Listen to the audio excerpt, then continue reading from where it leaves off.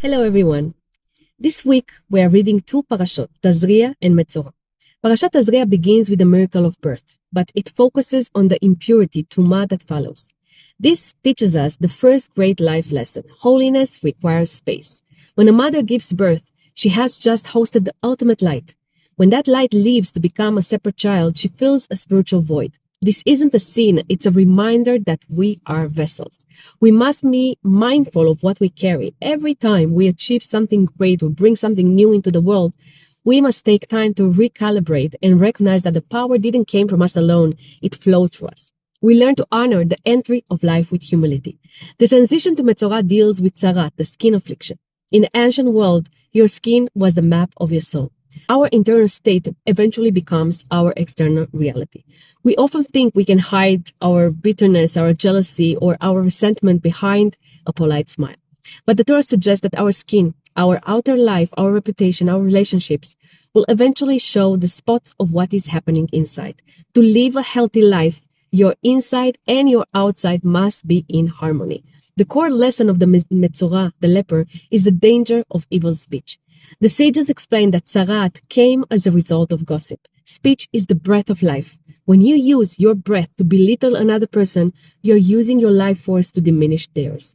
Why does the leper sit alone? Because gossip is a tool used to create cliches, to put someone out so you can fill in.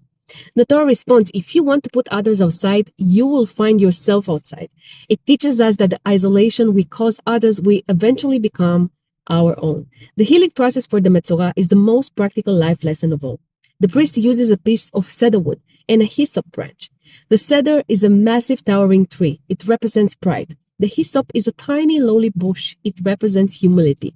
Most of our social failures, gossip, anger, judgment come from the cedar-like pride. To heal, we must dip the cedar into the water with the hyssop. We don't have to destroy our self-worth, but we must lower it and mix it with humility. Healing happens when we find the balance between knowing our strength and knowing our place. Both the newborn, Tazria, and the healed leper, Metzora, reach their completion on the 8th day. In the physical world, we are bound by the cycle of 7 days, the natural week. We make mistakes, we decay, but the 8th day represents the supernatural. It is the Jewish concept of tshuva, return.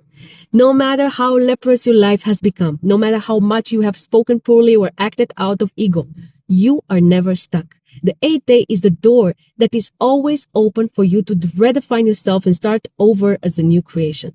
Let us learn from the wisdom of these portions that our lives are sacred dialogue between the inside and the outside.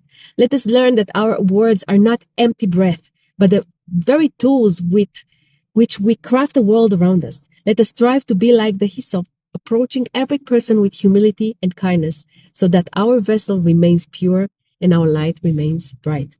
May we all merit the 8th day of renewal, where we leave behind the isolation of ego and return to the warmth of our community, speaking only words that heal, words that build, and words that bring peace.